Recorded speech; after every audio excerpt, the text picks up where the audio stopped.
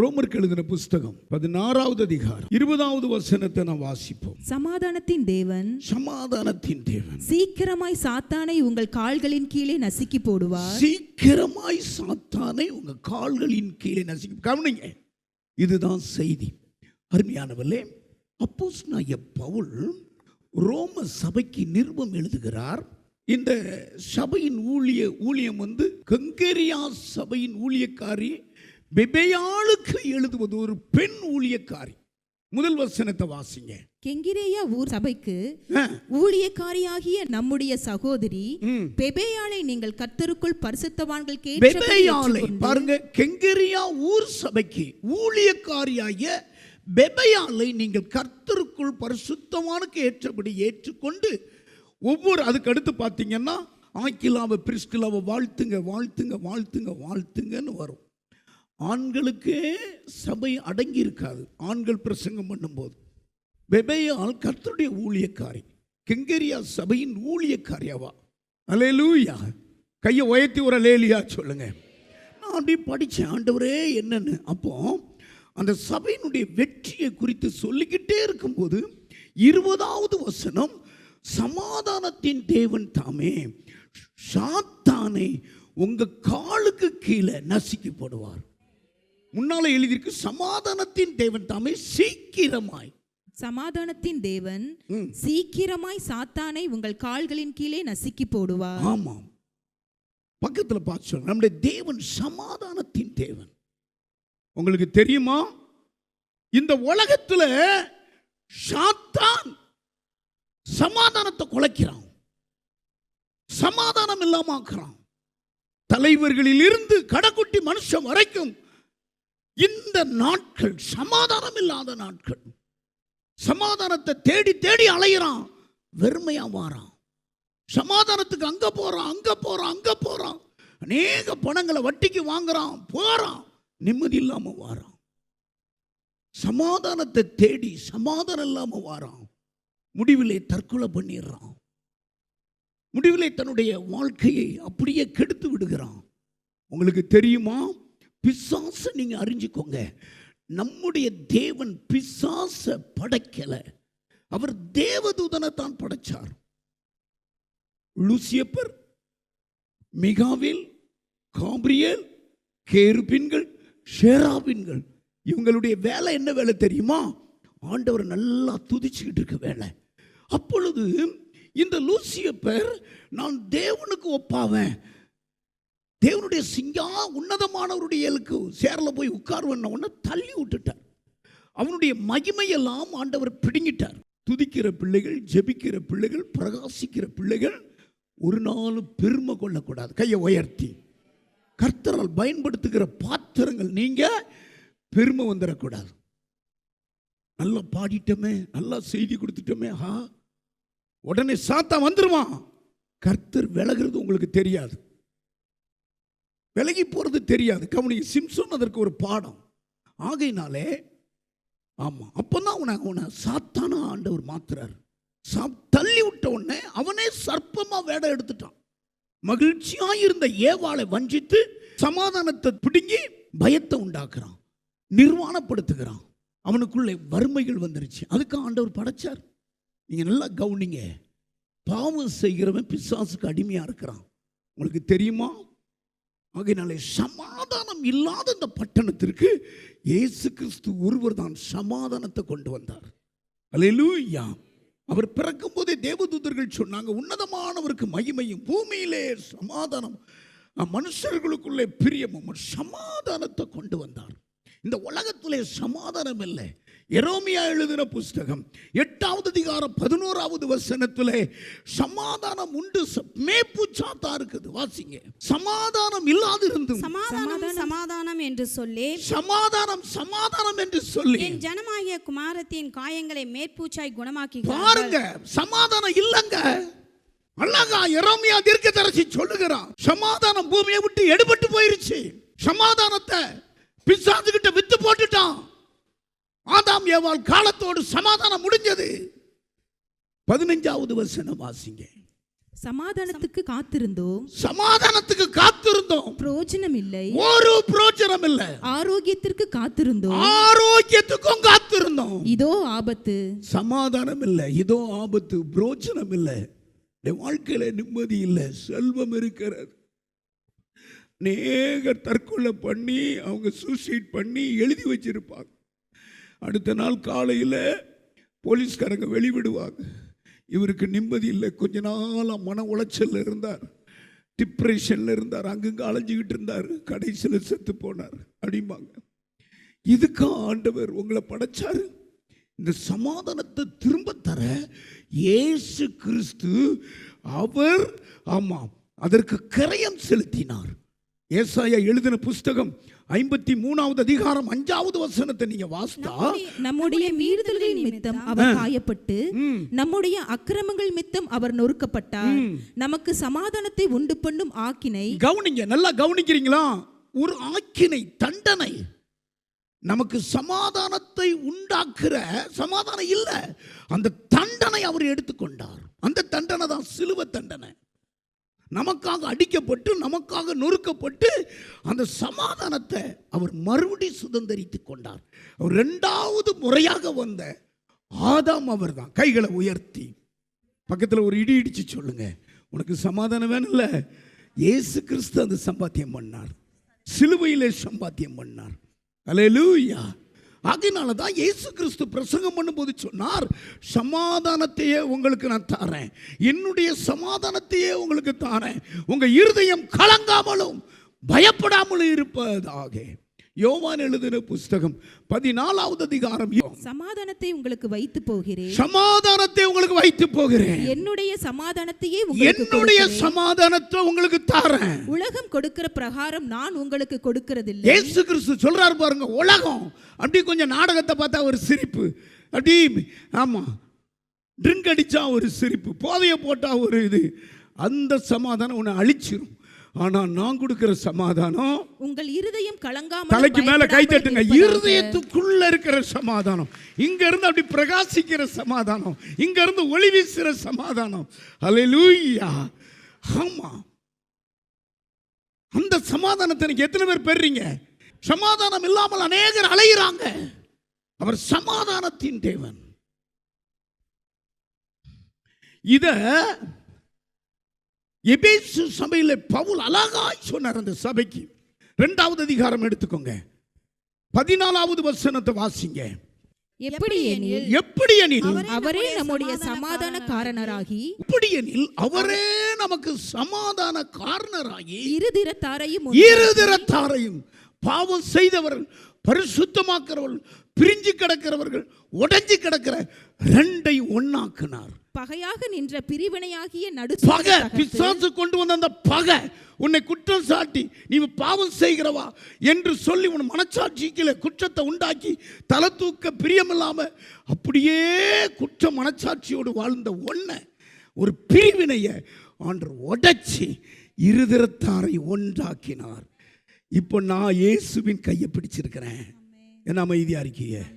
நீங்கள் ஒவ்வொருவரும் இயேசுவின் கையை பிடிச்சிருக்கீங்க. கீழே வாசிமா. சட்டதிட்டங்களாகிய நியாயப்பிரமாணத்தை தம்முடைய மாம்சத்தினாலே ஒழித்து, சட்டதிட்டமாகிய நியாயப்பிரமாணத்தை தன் மாம்சத்தினாலேயே ஜெயித்து, இருதிறத்தாரையும் மாம்சத்துல ஒழித்து இருதிறத்தாரையும் தமக்குள்ளாக ஒரே புதிய மனுஷனாக சிருஷ்டித்து, தமக்குள்ளே ஒரே மனுஷனாக சிருஷ்டித்து, இப்படி சமாதானம் பண்ணி பகையை சிலுவையினால் கொன்று, பகையை சிலுவையினால கொன்று, அதனாலே இருதிறத்தாரையும் ஒரே சரீரமாக, இருதிறத்தாரையும் பிரிவினை, பிரச்சனை, போராட்டம், ஐயோ ஆள விடுயா, அந்த மனுஷங்கிட்ட வாழவே முடியாது, அப்படி உரி பண்றான். அவனுக்கும் உரி பண்ணாத ஆளுக்கும் இணைச்சி சமாதானமாக்கி கையை உயர்த்தி, அல்லேலூயா, அந்த சமாதானத்தை அழகா ஆண்டவர் கொண்டு வந்தார். கொலைசியர் இன்னும் அழகா சொல்றார், நமக்கு விரோதமாக, நமக்கு எதிரடையாக இருந்த கையெழுத்து. ஆமா, சிலவங்க சொல்லுவாங்களா, போலீஸ் காப்பு ஸ்டேஷன்ல ரிப்போர்ட் கொடுத்துருக்காங்க. என்ன ரிப்போர்ட்டுயா? பிசாசுகிட்ட, ஆமாம், அதாவது இயேசு கிறிஸ்துவ கிட்ட ரிப்போர்ட்டு. அப்போ இயேசு ஒன்று சொல்லிட்டாரு, அப்பா என் பிள்ளைக்கு விரோதமாக இருக்கா, என் பிள்ளைக்கு விரோதமாக நீ சொல்கிறியா, அந்த கையெழுத்தை நான் சிலுவையில் தொலைச்சிட்டேன். ஆமாம், நமக்கு எதிரடையாக நமக்கு விரோதமாக இருந்த கையெழுத்தை குலைத்து அதில் நடுவில் இராதபடிக்கு சிலுவையிலே ஆணி அடித்து துரைத்தனங்களையும் அதிகாரங்களை உரிந்து கொண்டு வெளியரங்கமான கோலமாக்கி சிலுவையிலே வெற்றி சிறந்தார். எத்தனை பேர் சந்தோஷமா இருக்கீங்க? அல்லேலூயா. ஆகையினால தான் அவர் சமாதானத்தின் தேவன். எத்தனை பேர் சமாதானத்தின் தேவன் என்று ஆண்டவர் அறிவிக்கிறீங்க? இப்போ நான் சொல்ல நீங்கள் சொல்லணும். ஆமாம், சபைக்குள்ளே வந்த அருமையான மகளே, உனக்கு இந்த மாதங்களில் இருந்து இந்த வருஷம் உனக்கு சமாதானத்தின் மாதம். அல்லேலூயா. உன் வியாதியை நீக்கி உனக்கு சமாதானம் தருவார், உன் பாவத்தை நீக்கி உனக்கு சமாதானம் தருவார், உனக்கு பயத்தை நீக்கி சமாதானம் தருவார், ஒரு போராட்டத்தை நீக்கி சமாதானம் தருவார், வீட்டுக்குள்ளே இருக்கிற சண்டையை நீக்கி சமாதானம் தருவார், ஒரு சந்தேகத்தை நீக்கி சமாதானம் தருவார், கடன் பிரச்சனை நீக்கி சமாதானம் தருவார், ஒரு விதமான குழப்பத்தில் இருக்கீங்க, அந்த குழப்பத்தை நீக்கி சமாதானம் தருவார். ஆமா, 12 வருடமா பெரும்பாடுள்ள ஸ்திரீ அவ சொல்ற, ஆண்டவர் உடனே சொல்ற, நீ சமாதானத்தோடு போ, வேதனை நீங்கி சுகமா இருப்பா. எல்லாரும் பயந்துகிட்டு இருக்கிறாங்க, நடுங்கிட்டு இருக்காங்க. பூட்டப்பட்ட அறைக்குள்ள இயேசு வந்து 2 கைகளை விரித்து உங்களுக்கு சமாதானங்கிறார். சமாதானம் இயேசு கிறிஸ்துவ. உடனே அவங்களுக்குள்ள இருந்த பயமெல்லாம் விலகி போச்சு. சமாதானத்தை கொடுப்பார். இந்த மாதம் சமாதானத்தின் மாதம், சமாதானத்தின் தேவன் உனக்கும். ஆமாம், ஸ்தோத்திரம். கையை உயர்த்தி சொல்லுங்க, உங்களுக்கு சமாதானத்தை தருவார். அல்லேலூயா. ஆமாம், உங்கள் வீட்டு அத்தனை பேருக்கும் சமாதானம் தருவார். ஒரு குழப்பம் இருக்காது, ஒரு ஒரி இருக்காது, ஒரு டிப்ரெஷன் இருக்காது, ஒரு கூச்சல் இருக்காது, ஒரு அதாவது சண்டை இருக்காது. சமாதானத்தின் தேவன் அவர் சமாதானத்தை தருவார். எத்தனை பேர் சந்தோஷமா இருக்கீங்க? அல்லேலூயா, அல்லேலூயா. சமாதானத்தை கெடுக்கிறவன் பிசாஸ், நோயை கொடுக்கிறவன் பிசாஸ், செய்வன பண்றவன் பிசாஸ், இச்சைகளுக்கு அருவருப்பான காரியத்தை நீ பாரு, அதில் செயல்படுன்னு சொல்றவன் சாத்தான். உங்களுக்கு தெரியுமா? ஆமா, பிசாசு விலகிட்டா ஊமையை பேசினான். மத்தேயு எழுதின புஸ்தகம் 9வது அதிகாரம் 33வது வசனத்தை வாசிங்க. பிசாசு துரத்தப்பட்ட பின்பு, பிசாசு துரத்தி விட்ட பின்பு ஊமையன் பேசினான். ஊமையன் பேசினான். ஜனங்கள் ஆச்சரியப்பட்டு, கைகளை உயர்த்தி வர லேலியா சொல்லுங்க. பிசாசு போயிடணும், பிசாசு விலகணும். அவன் அப்படியே கட்டி போட்டிருப்பான். சிலவன் பாருங்க, அப்படி ஊமையா இருந்து பெரிய குசும்புலாம் பண்ணுவான். இந்த பேசிக்கிட்டு இருக்கிறவங்கள நம்பலாம், இந்த ஊமையா இருக்கிறவங்கள நம்ப முடியாது. ஊமையா இருக்கிறவங்க ரொம்ப சேட்டை பண்ணுவாங்க. அறிஞ்சுக்கோங்க, ஊமையம் பிசாசு விலகின பிறகு ஊமையம் பேசிட்டான். கையை உயர்த்தி. இன்னொரு வசனம் இருக்குது, பிசாசு விலகின பிறகு அவன் புத்தி அடைந்து வஸ்திரத்தை உடுத்தியிருந்தான், அவருக்கு பின் சென்றான். தெக்கப்போனியா என்ற நாட்டில் ஒரு பிசாசு பிடிச்சவன், அவன் குடியிருப்பு கல்லறையில் இருந்தது. ஆனால் இயேசு அந்த ஆவியை துரத்தின உடனே, லூக்கா எழுதின புஸ்தகம் 8வது அதிகாரம் 35வது வசனத்தை நீங்க வாசித்தா, அப்பொழுது சம்பவித்ததை பார்க்கும்படி ஜனங்கள் புறப்பட்டு இயேசுவினிடத்தில் வந்து, பிசாசுகள் விட்டு போன மனுஷன், பிசாசு விட்டு போன மனுஷன் வஸ்திரம் தரித்து இயேசுவின் பாதத்து அருகே உட்கார்ந்து புத்தி தெளிந்திருக்கிறதை கண்டு. கைகளை உயர்த்தி ஒரு அல்லேலூயா சொல்லுங்க. அப்போ நிர்வாணப்படுத்து பிசாசு. அப்ப பிசாசு போனா தான் அவனுக்கு ரோசம் வரும். விலகி இருக்க வஸ்திரம், ஐயோ நேர்த்தியான வஸ்திரம் உடுத்தணும். ஆமாம், இன்னைக்கு உள்ள வஸ்திரத்தெல்லாம் போய் குறையா வஸ்திரம் உடுத்திட்டு வருதுங்க.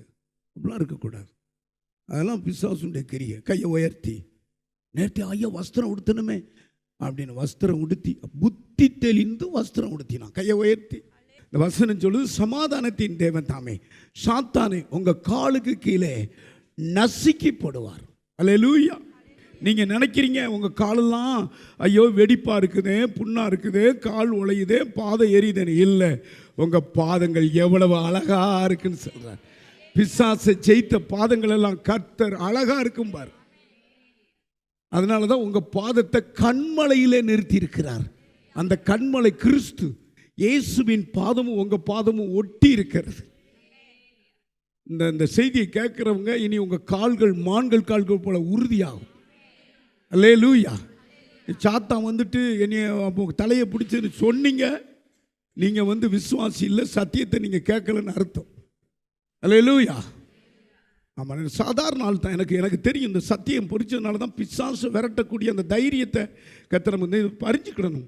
3 காரியத்தில் சாத்தான் உங்கள் காலுக்கு கீழே நசுக்குவார். ரெடியா? 3 காரியத்தை நீங்கள் செய்யணும். முதலாவது, இயேசுவின் நாமத்தை நீங்கள் சொன்னா சாத்தான் உங்கள் காலுக்கு கீழே விழுந்து கிடப்பான், பிரேத மாதிரி. அவனை நசுக்கி விடலாம். மார்க் எழுதின புஸ்தகம் 16வது அதிகாரம் 17வது வசனம். சாத்தான் என் காலுக்கு கீழே இல்லாதவர்களால் நடக்கும் அடையாளங்களாவன என் நாமத்தினாலே பிசாசுகளை துரத்துவார். கவனிங்க, என் நாமம், இயேசுவின் நாமம். எல்லாம் பாருங்க.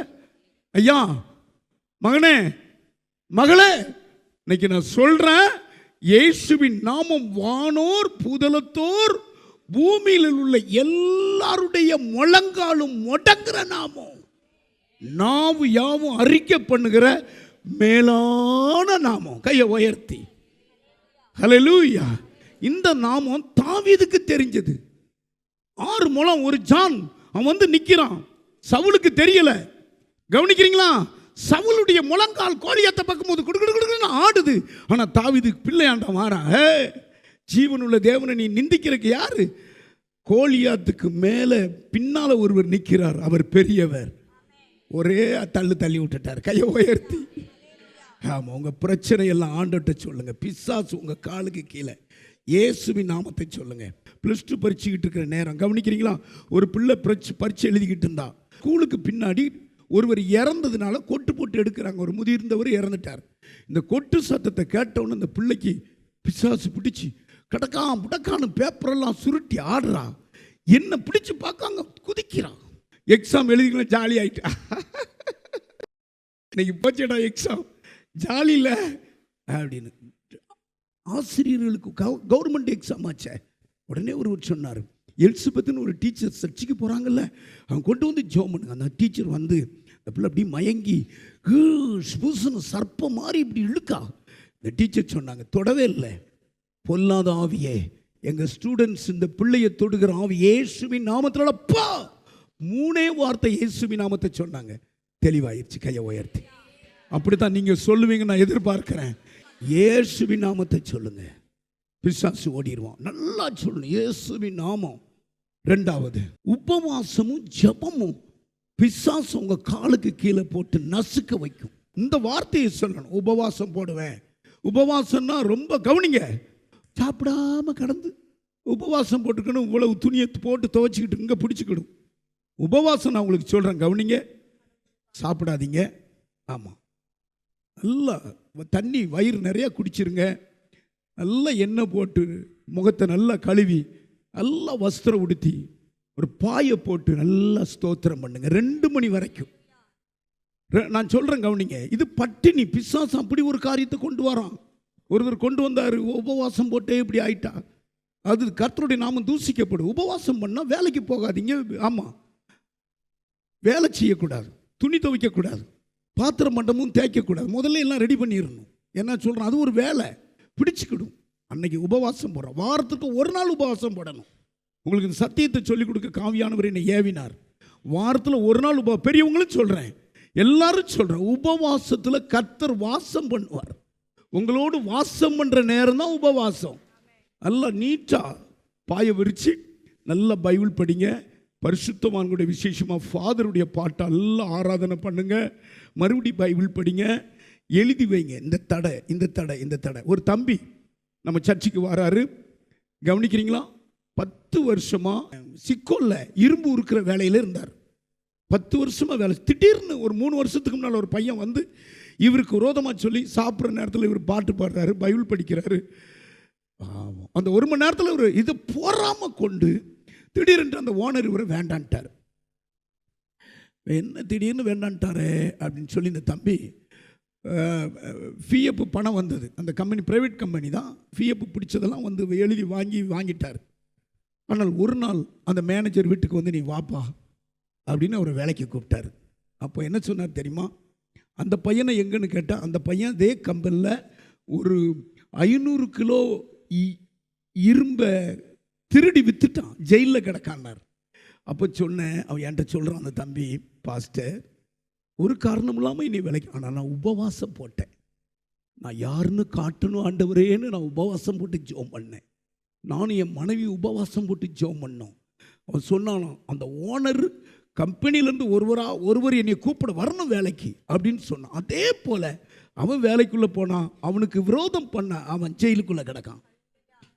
இது பைபிளில் நடந்திருக்கு. எங்கேருந்து நடந்தது தெரியுமா? எஸ்தர் புத்தகத்தை நீங்கள் வாசித்து பாருங்க. யூத உண்மையான மனுஷனை, ராஜாவையே காப்பாற்றின மனுஷனுக்கு தூக்கு மேடை ஒரு ஆகான் பண்ணினான். இதை கேட்டதான மொர்தெகாய், நீ இப்படி அமைதியாக இருந்த யூதருக்கு ரட்சிப்பு சகாயம் வேற வழி, அவர் உபவாசம் போடு. எஸ்தர் எழுதின புஸ்தகம் 4வது அதிகாரம் 16வது வசனத்தில் உபவாசம் போடு. கவனிங்க, இவன் மொர்தெகாய்க்காக இவனும் இவன் மனைவி சேர்ந்து சிரிச்சுக்கிட்டு வச்சுக்கிட்டு என்ன பண்ணுறாங்க? தூக்கு மேடை பண்ணுறாங்க. நாளைக்கு இவ்வளவு நேரத்தில் அந்த மொர்தெகாயை நம்ம தூக்கில் போட போகிறோம், அது நம்ம வீட்டு வாசப்படியில் போட போகிறோம். இந்த உபவாசம் அவ்வளோ சக்தி உள்ளது. என்ன பண்ண தெரியுமா? மொர்தெகாய்க்கு செய்த தூக்கு மரத்தில் ஆமானையே போடும்படி அதே ராஜாவுடைய வாயிலிருந்து கட்டளை பிறந்தது. உங்களுக்கு விரோதமாய் உருவாக்கப்படுற ஆயுதங்கள் வாய்க்காதே போவதற்கு உபவாச ஜெபம். எத்தனை பேர் உபவாசம் போட போறீங்க? இயேசுவை போல உபவாசம் போட்டு ஜெபித்தது கிடையாது. 40 நாள் ஜெபம் பண்ணார். பிசாசு தந்த 3 முறை தலையை சுற்றி ஓடியே போயிட்டான். என்னென்னமோ பண்ணுனா நிற்கவே இல்லை, ஓடியே போயிட்டான். நீங்களும் உபவாசம் போடுங்க. உபவாசத்தை ஆரம்பிங்கய்யா. தயவு செய்து வாரத்தில் 1 நாள் உபவாசம் போடுங்க. வேலைக்கு போகிறீங்களா 2 மணி வரை சாப்பிடாம 2 அது மாதிரி தண்ணி குடிச்சுக்கோங்க, டீ கூட குடிச்சுக்கோங்க. அது ஏன்? நம்ம ஒடுங்கும் போது மாம்சம் அழிக்கப்படுது, ஆவி பலனாகிறது. மாம்ச கறிகளை உடனே அழிச்சிடலாம். இயேசுவின் இரத்தத்தை வாயிட்டு சொல்லுங்க, இயேசுவின் இரத்தம்னு சொல்லுங்க. பிசாசு 3 காரியம். பிசாசு உங்க காலுக்கு கீழே விழுந்துருவான். வெளிப்படுத்தல் எழுதின புஸ்தகம் 12வது அதிகாரம் 11வது வசனத்தை வாசிக்க. மரணம் நேரிடுகிறதா இருந்தாலும், மரணமே நேரிடுகிறதா இருந்தாலும் அதற்கு தப்பும்படி தங்கள் ஜீவனையும் பாராமல் ஆட்டுக்குட்டியின் இரத்தத்தினாலும் தங்கள் சாட்சியின் வசனத்தினாலும் அவனை ஜெயித்தார். தலைக்கு மேல கை தட்டுங்க. அவனை ஜெயிச்சாங்கன்னு இருக்குது. இந்த வசனம் 9வது வசனம் பாருங்க. அவனை ஜெயிச்சானா அவன் யாருன்னு எழுதி இருக்கிறது? உலக மனத்தையும் மோசம் போக்குகிற பிசாசு. நீங்க கவனிங்க, பிசாசு அவ்வளவு மோசமானவன். எதிராளின்னு இருக்கிறது. எதிராளி, நம்மளை குற்றம் சாட்டுகிறவன், நம்ம வீட்டுக்குள்ள நல்ல கணவன் மனைவி இருக்கிற பொழுது பிரிவினையை உண்டாக்குறவன், அவன் தான் பிசாசு. அவனுக்கு உலகம் அனைத்தையும் மோசம் போக்கிக்கிட்டு இருக்கிற பிசாசு என்னும் பிசாசு என்றும் சாத்தான் என்றும் சொல்லப்பட்ட பழைய பாம்பாகிய பெரிய வலுசர்ப்பம் தள்ளப்பட்டது. பெரிய வலுசர்ப்பம் தள்ளப்பட்டுட்டு, சொல்லுங்க கையை வச்சு, பெரிய வலுசர்ப்பம் பிசாசு. ஆமா, சாத்தான் என்கிற பெரிய வலுசர்ப்பம் தள்ளப்பட்டுட்டு. எப்படி தள்ளப்பட்டது? இயேசுவின் இரத்தத்தால தள்ளப்பட்டது. சொல்லுங்க. ஆயுதம் என்ன?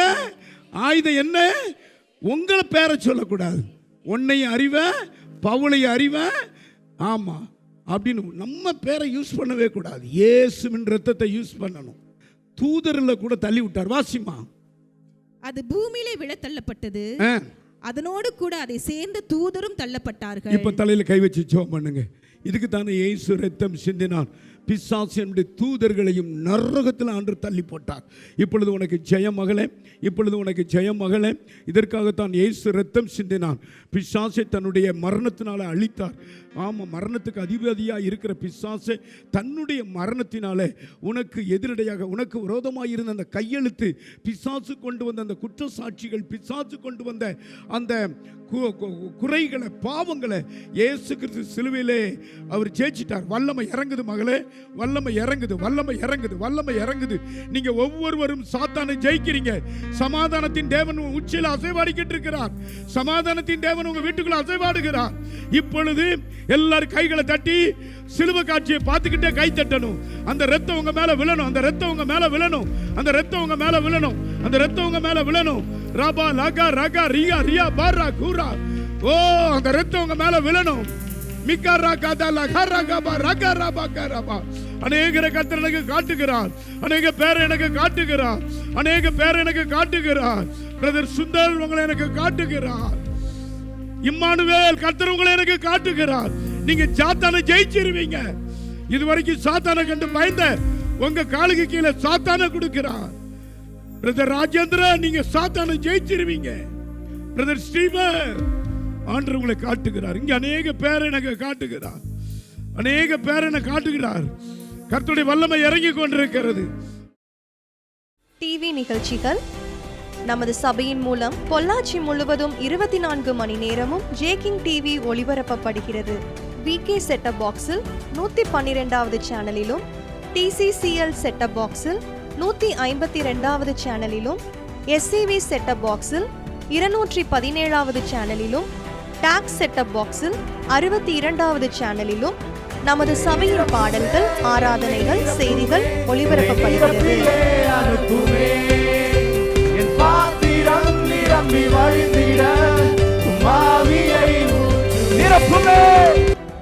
தமிழ்நாடு முழுவதும் பைபிள் டிவியில் தினமும் மாலை 6:30 மணிக்கும், பெனியல் டிவியில் தினமும் காலை 7:30 மணிக்கும் நமது சபையின் நிகழ்ச்சிகள் ஒளிபரப்பப்படுகிறது.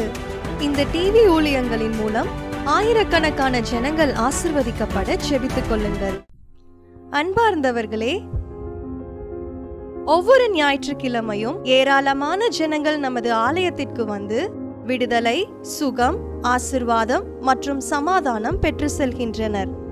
நமது சபையின் ஆராதனை நேரங்கள்: ஒவ்வொரு ஞாயிற்றுக்கிழமை தோறும் முதலாம் ஆராதனை அதிகாலை 5 மணிக்கும், 2ஆம் ஆராதனை காலை 7 மணிக்கும், 3ஆம் ஆராதனை காலை 9 மணிக்கும், 4ஆம் ஆராதனை மாலை 6:30 மணிக்கும் நடைபெறும். முதல் 3 ஆராதனைகளையும் நீங்கள் நேரடியாக சபையின் யூடியூப் வலைதளத்தில் உள்ள IPHH கிணத்துக்கடவு சேனலில் உலகத்தின் அனைத்து பகுதிகளிலும் இருந்து பார்த்து பயனடையலாம். சிறுவர்களுக்கான ஓய்வு நாள் பள்ளி முதலாம் ஆராதனையில் காலை 6 மணிக்கும், 2ஆம் ஆராதனையில் காலை 8 மணிக்கும், 3ஆம் ஆராதனையில் காலை 10 மணிக்கும் நடைபெறும். வாலிபர் கூடுகை ஒவ்வொரு மாதமும் முதல் ஞாயிற்றுக்கிழமை அன்று காலை 9 மணிக்கு வாலிபர்களுக்கான விசேஷித்த கூடுகை நடைபெறும். எண்ணெய் பூசி சுகமளிக்கும் வாக்குத்தத்த ஆராதனை ஒவ்வொரு மாதத்தின் 1ஆம் தேதி அதிகாலை 5 மணிக்கும் காலை 10 மணிக்கும் நடைபெறும். கட்டுகளை அவிழ்க்கும் உபவாச ஜெபம் ஒவ்வொரு மாதமும் 3ஆம் வெள்ளிக்கிழமை காலை 10 மணிக்கு நடைபெறும். இதில் ஒவ்வொருவருக்காக தனிப்பட்ட முறையில் பிரார்த்தனை ஏறெடுக்கப்படும். விடுதலை உபவாச ஜெபம் ஒவ்வொரு மாதமும் கடைசி சனிக்கிழமை அன்று காலை 10 மணிக்கு நம் தேசத்திற்காக பாரத்தோடு ஜெபங்கள் ஏறெடுக்கப்படும். ஒவ்வொரு வியாழக்கிழமை தோறும் ஆண்களுக்கான ஜெப கூடுகை புதிய ஆலயத்திலும், பெண்களுக்கான ஜெப கூடுகை பழைய ஆலயத்திலும் மாலை 7 மணிக்கு நடைபெறும். ஒவ்வொரு புதன்கிழமை அன்றும் வாலிப சகோதரர்களுக்கான ஜெப கூடுகை மாலை 7 மணிக்கு நடைபெறும். ஒவ்வொரு ஞாயிற்றுக்கிழமை அன்று வாலிப சகோதரிகளுக்கான ஜெப கூடுகை மாலை 5 மணிக்கு ஜூம் மீட்டிங்கில் நடைபெறும். நமது சபையில் தினமும் காலை 10 மணி முதல் 2 மணி வரை சபைக்காகவும் தேசத்திற்காகவும் ஜெபங்கள் ஏறெடுக்கப்படும். இக்கூட்டங்களில் கலந்து கொண்டு தேவ ஆசிர்வாதம் பெற யாவரையும் அன்புடன் அழைக்கிறோம். எங்களது முகவரி: IPA ஜெப ஆலயம், சர்வம் தியேட்டர் பின்புறம், பொள்ளாச்சி மெயின் ரோட், கிணத்துக்கடவு, 642109. ஜெப உதவிக்கு 9443435618 9488873284.